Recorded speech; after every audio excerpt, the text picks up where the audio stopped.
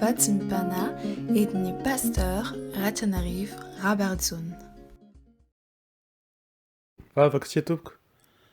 Ry Andriamanitra raha isanaka fanahy masina midera sy mankalaza anao zahay my voninahitra anao. Fanaony fitiavanao sy ny famindramponao dia hivelona hatramin'ny tratrindray ity amarim-baovao ity. Mankalaza anao sy mitsaoka anao my voninahitra anao. Ilay tompony tompo sy mpanjaka ny mpanjaka. Andriamanitra fahazavana tokoa anao. Mazava ny aizinay ety. Raisinay izany fahazavanao zany tompo. Ary dia midira ty ampona tsiraray avy. Mba hanala ny haizina rehetra ty anatinay. Ny aizin'ny ota, ny aizin'ny fahakalana, ny aizin'ny tsy finoana, ny aizin'ny tsy fandriam-pahalemana rehetra, ny aizin'ny aretina sy ny olona mpiainana, ny aizin'ny mpiainana rehetra tompo. Esory ka soloa ny hazavanao, hazavan'ny fitiavanao, hazavan'ny famindramponao, hazavan'ny famelan-keloka avy aminao sy ny fiadananao amin'ity ora sy taona ity. Mitsaoka anao zay Andriamanitra rehetra sy tompontompo ary mpanjaka ny mpanjaka.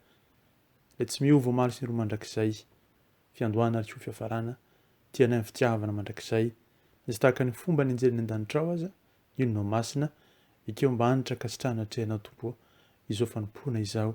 Amenaranao Jesosy avy any Nazareta, tompony tompo sy mpanjaka ny mpanjaka. Lohan'ny fiangonana zao ny maniry sy mangataka, izany vavaka izany. Alleluia. Amen.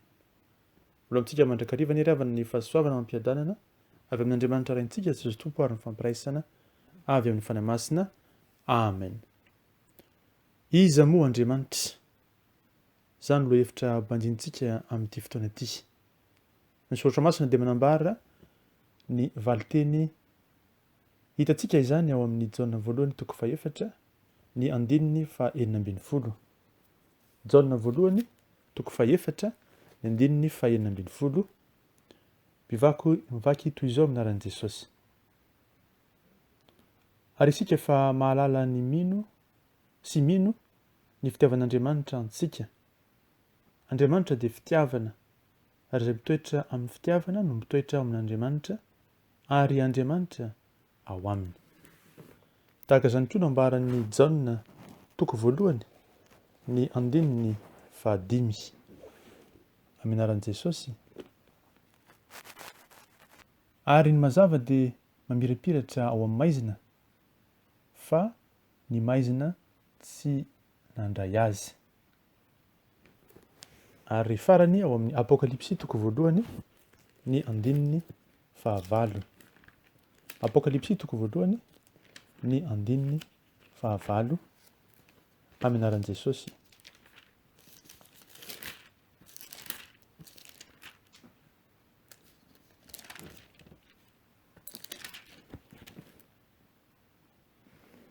Izaho no Alfa sy Omega, hoy ny Tompo Andriamanitra, ilay ankehitriny sy taloha ary ho avy dia ny tsy toha.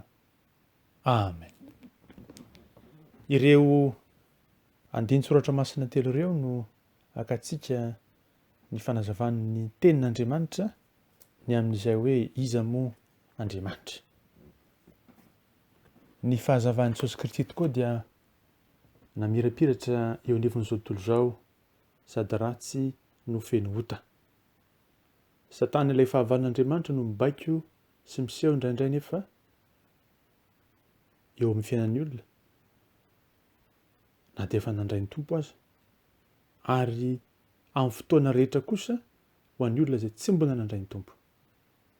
Izao no vao mafaly resin'i Jesosy Kristy ilay fahazavana izany rehetra izany. Nampiasa ny mpanompony izay vonona izy hitondra ny fahazavana izany. Ianao zany, izaho zany, isika miaraka izany.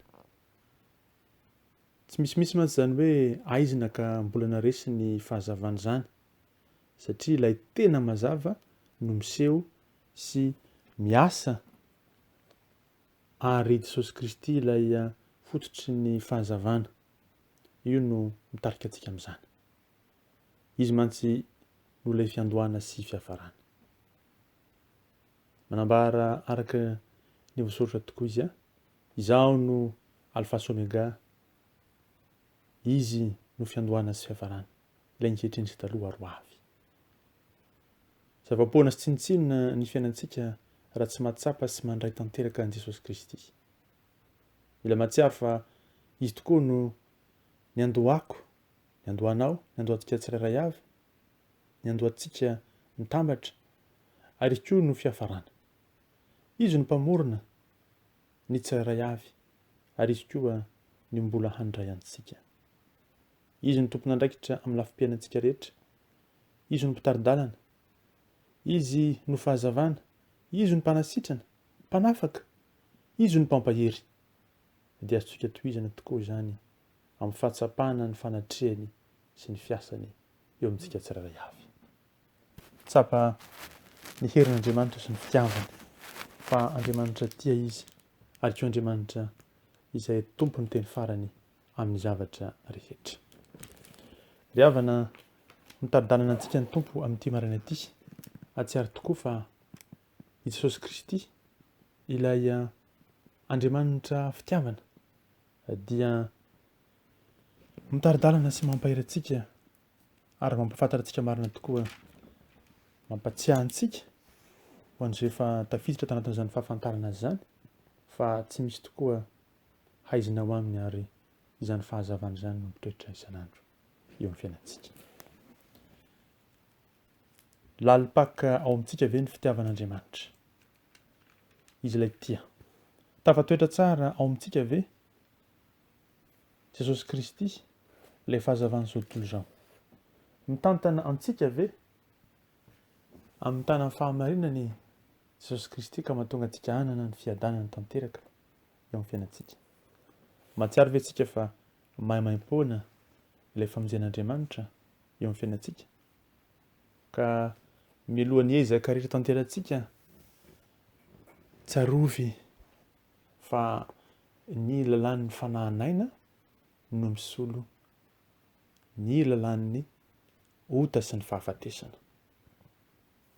Raha tsy sapantsika izany dia atao hoe mandringa ny fiainan'ny fiainam-panahintsika sy ny fahafantarantsian'Andriamanitra.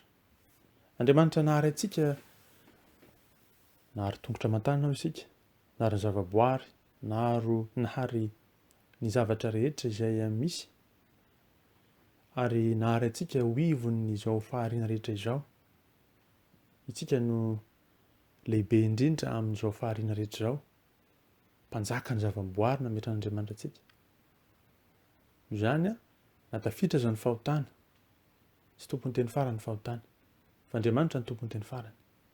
Koa tafiditra ilay fahazavana amin'ny fiainantsika ka neketsika izany fahazavana izany, handiditsy hanapaka amin'ny fiainantsika, handroaka ny aizina rehetra eo amin'ny fiainantsika. Raha neketsika ilay fanahany fahazavanaina ka mandrava ilay atao hoe lalan'ny ota sy ny fahafatesana, dia azo antoka fa mbola hiasa ao amintsika Andriamanitra ka hanangana antsika olom-baovao. Efa lasa ny zavatra taloha, indro ataon'Andriamanitra vaovao koa ny zavatra rehetra. Fa olom-baovao tokoa ny olona izay ao amin'i Jesosy Kristy. Tsy hoe akory ambamboarina antsika na hiezaka fotsiny hanatanteraka ny sitrapon'Andriamanitra. Tsy izay ny lalàn'Andriamanitra. Fa ny lalàn'Andriamanitra dia izao, ho vanitanteraka isika olom-baovao amin'ny fiandohana sy fiafarana azy. Ka izy ilay nahary antsika ny mbola hiafarantsika rahatrizay. Mialohan'izay eritreretantsika ahoana ny fomba hamonjena ny tenako, ahoana ny fomba hamonjena ny hafa, ahoana ny fomba. Izao ihany no vao mahafaly tokony tsaroan'ny olona hoe Jesosy ny mpamonjy, ary Jesosy mpamonjy io dia manana fandaharana tsara ny amin'ny famonjena ny tsirairay avy, ny amin'ny famonjena ny zao tontolo izao. Dia tokana izany ny fahazavan'ilay Jesosy Kristy miditra ao amin'ny fiainantsika. Manova ny lalan'ny ota, tsy maintsy andehanan'ny olona amin'ny maha-olombelona azy, ka lasa fahazavan'ny aina, lasa ilay fanahanaina, ilay fanahy masina miasa, ilay fanahy masina manova ny fanahy, ny fo, ny saina hatrany anatiny indrindra ka raha ty ivelany. Ka araka ny teny Tompo tokoa fa raha ohatra ka diovina ny ety ivelany kanefa ny ao anatiny dia loto, rombaka, faty tahaka ny endriky ny fasana ety ivelany dia milalitra fotsy dia totra ny tsara ery kanefa rehefa miditra ao anatiny dia faty no ao sy maimbo ka ny ao anantsika tsirairay avy dia tsy voavantsika novinoviana na hiezaka tonina azy sika raha tsy Jesosy Kristy sy ny fahazavany miditra ao amin'ny fiainantsika ka manova tanteraka ny fiainantsika ho tahaka ny fon'i Jesosy hitovy endrika amin'ilay zanak'Andriamanitra Jesosy Kristy ka ny voamafaly dia izao atsaro ny ezaka rehetra fa izao atoloro ny fonao an'Andriamanitra atoloro ny sainao sy ny teninao manontolo an'i Jesosy Kristy mba hovan'ny fahazavanaina izay miditra amin'ny fiainantsika hanova izany ho tonga fahazavana izay miasa amin'ny fiainantsika dia lasa amin'izay fotoan'izay ilay lalàn'ny fahafatesana lalàn'ny ota lalàna izay mitarika antsika ho amin'izany fahaverezana izany satria tsy misy mavontsy tena ny olona fa tokana lalana dia Jesosy Kristy avy any Nazareta ny fanahy masina izay miasa antsika hahatonga antsika olom-baovao dia tsy rakoto taloha intsony izay mandeha araka ny sitrapon'ny nofiny fa rakoto vaovao izay fenoana ilay fanahy masina ka mandeha araka ny sitrapon'Andriamanitra mandeha araka ny fahazavanaina mandeha araka ny fitiavan'Andriamanitra ary mandeha amin'ny sitrapon'Andriamanitra fendro tanteraka izay no olom-baovao izay ny olona mandeha araka ny sitrapon'Andriamanitra izay ny olona izay mahafantatra marina tokoa an'Andriamanitra ka ny fahafantaran'Andriamanitra araka izany dia tsy zavatra ianarana tahaka ny hoe hianatra mikasika ny zavaboary na hianatra mikasika ny politika na hianatra mikasika ny fiarahamonina na hianatra mikasika ny zavatra anankiray fa ny fahafantaran'Andriamanitra dia izao fandraisana azy ao am-po ho mpamonjy tokana fandraisana azy ho mpanapaka ny fiainantsika fandraisana azy ho mpitari-dalana ny fiainantsika ry havako te hanapaka ao am-pontsika Jesosy aza fehezina intsony izany sitraponao zany ho an'ny tenanao hoe inona no ezaka rehetra ataoko ahatonga ahasitraka amin'Andriamanitra tsy ry havana sokafo ny fonao ho iasan'ny fanahy masina dia velao izy no handray an-tanana ny familiana ny fiainanao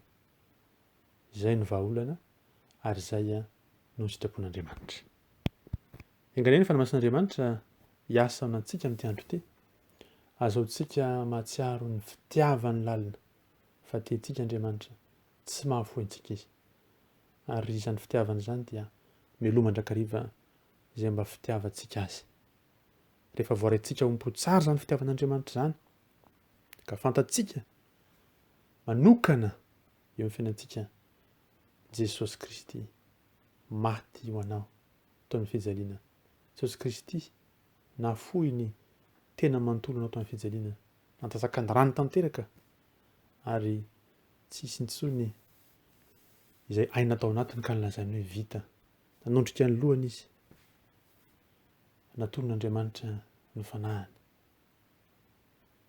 izay no Jesosy Kristy ilay mpamonjy antsika izay ilay Jesosy Kristy izay fitiavana ary dia nitsangana tamin'ny maty izy mierin'Andriamanitra niteny tamin'ny mpianatra avy eo hoe fiadanana ao anareo izay ny Jesosy velona torintsika manangana ny maty manasitrana marary rehetra inona karazana aretina ary manafaka miola am-piaina rehetra dia eo Jesosy Kristy avy any Nazareta izay manadio miboka mampalady ny marenina mampiteny mona ary milaza amin'ny mahantra fa misy lamba tsy mamety simba sy tsy mety lohany an-danitra fa atomboka aty an-tany izao anio izao eo amin'ny toerana izay misy anao ilay fanjakan'Andriamanitra izay miasa Jesosy hanova ny fiainanao fendro tanteraka ry havana raiso izany fahazavana izany ary ampitao manodidina anao fa Andriamanitra fitiavana fahazavana izao tontolo izao dia miripiratra amin'ny fiainantsika isan'andro reza mahatanjaka tsy miova Jesosy ho mahazo ny ro mandrakizay ho aza hery ny voninahitra hatramin'ny taona taloha ankehitriny aritra mandrakizay tiana ianao Jesosy amin'ny fony manontolo satria efa tianay tokoa ianao taloha ny zavatra rehetra zany fitiavanao zany mba hiasa ty anatinay. Anaova ny fovatonay ho tonga fonofo, ataonay bebaka isan'andro anatrehanao. Ka hanadino lasa rehetra fa hibanjina no avy mamirapiratra eo aminao. Izay hitantananao sy hamperezanao anay. Hitondranay sy tantananay Tompo Jesosy ho an'ny fiainana mandrakizay. Ka tazany sady ampanahy ilay Jerosalema vaovao izay nidina avy any an-danitra teo amin'ny avy eo amin'ny fitoeran'Andriamanitra mety aminay. Tô hitany sady tokoa ny fahazavanao Jesosy midina eo an-tenimbohitra oliva izay maneho ny fitiavanao hamonjy ny fiangonanao, hamonjy ny olonao, hamonjy zay rehetra nitehitra taminao, hamonjy zay rehetra nolotra ny fiainany ho anao. Jesosy malalo raisinay ny fahazavanao ary raisoanao ny fiainany amanontolo manomboka anio sy ho mandrakizay. Te bebaka isan'andro zahay nefa alohan'izany rehetra ny te hanokatra ny fonay ho anao. Tarafo ny fahazavany tavanao Jesosy eo ny fonay ka diovy amin'ny rano sarobidy. Ary ataovy Jesosy manalo ny fanahinay fenoina tokoa ny fanahinao masina dia mba ho fenoina ny fanahinao masina tokoa ny fiainanay ka aloha rano miboiboika tsy mety ritra avy aty anatinay tokoa. Izany fanahy masina izay miasa anaty anatinay izany andrava ny herin'ny maizina rehetra, andrava ny herin'ny satana rehetra, andrava ny aretina rehetra, andrava koa ny olam-piainana rehetra, ahatonga ny olona rehetra hijoro noho ny herinao. Dia tsy izahay intsony no velona fa ianao Jesosy Kristy no velona aty anatinay. Ho anao ilay mipetraka ambony sy fiandrana zanak'ondry anjam-boninahitra, anao hatramin'ny taloha indrindra ankehitriny mandrakizay fa mitahiny ny Tompo dia miaro anay, mampamirapiratra ny tavany amin'ny to dia miandrafo aminay, manandratra ny tavany amin'ny Tompo dia manome ny fiadanana. Misaotra Jesosy manalo. Alleluia. Amen. Mareza matanjana.